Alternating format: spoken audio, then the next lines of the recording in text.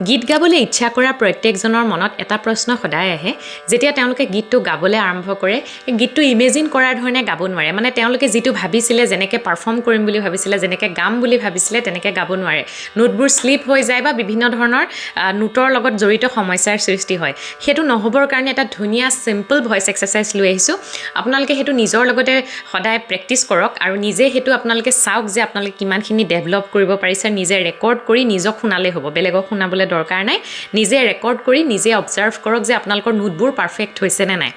প্ৰথম কথা আপোনালোকে যেতিয়া সাৰেগামা পাধানিসা গাই সদায় সাৰ পৰা যোৱাৰ এটা টেন্ডেন্সি থাকে মানে সাৰ সাপোৰ্ট লৈহে আপোনালোকে বেলেগ স্বৰলৈ যাব পাৰে কিন্তু এইটো এনেকুৱা এটা এক্সাৰসাইজ আপোনালোকে যিকোনো ৰেন্ডম নোট এটা লৈ সেই নোটটোৰ পৰা আপোনালোকে চলন কৰিবলৈ ষ্টাৰ্ট কৰিবচোন তেতিয়া দেখিব যে আপোনালোকে ৰে কোনটো গা কোনটো মা কোনটো পা কোনটো মানে খুব ধুনীয়াকৈ ইজিলি ধৰিব পাৰিব গতিকে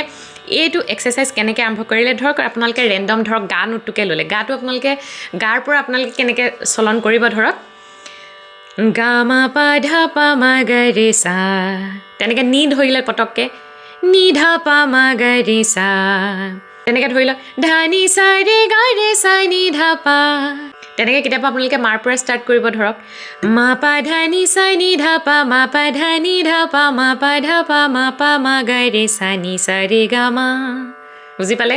যিটোৱে ভিজুৱেলাইজ কৰে সেইটো গাব পাৰিব লাগিব ধানি সা ৰে গা ৰে সা নি ধানি সা ৰে সা নি ধানি সা নি ধানি ধা পা মা গা ৰে সা নি সা ৰে গা মা পা ধানি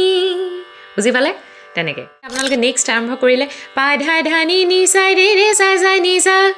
তেনেকৈ যিকোনো ধৰণৰ স্বৰ আপোনালোকে লৈ য'ৰ পৰা তোৰ পৰা যিকোনো পাল্টা ষ্টাৰ্ট কৰকচোন গাবলৈ তেতিয়া দেখিব আপোনালোকৰ স্বৰবোৰৰ ওপৰত দখল খুব ধুনীয়া হৈছে খালি এটা কথা মনত ৰাখিব যাতে ভুল হ'ব নালাগে প্ৰথম আপোনালোকে এটেম্প কৰোঁতে ভুল হ'বই খুব ৰিয়াজৰ দৰকাৰ তাৰ কাৰণে আপোনালোকে খুব অভ্যাস কৰিব লাগিব যেতিয়া তেতিয়া সেই চেলেঞ্জটোক নিজৰ লগত দিয়ক আৰু সেইটো আপোনালোকে কৰিবলৈ চাওক বেলেগক শুনাব নালাগে নিজৰ লগতে নিজে কৰি চাওক ভিডিঅ'টো ভাল লাগিলে লাইক কৰিব আৰু পেজখন ফ'ল' কৰিবলৈ নাপাহৰিব লগতে কমেণ্টত আপোনালোকক যদি এই ৰিয়াজৰ চিডিউলটো লাগে তেতিয়াহ'লে মোক DM কৰিবলৈ নাপাহৰিব আৰু কে মিউজিকেল হয় চেনেলটো ছাবস্ক্ৰাইব কৰি থ'বলৈ নাপাহৰিব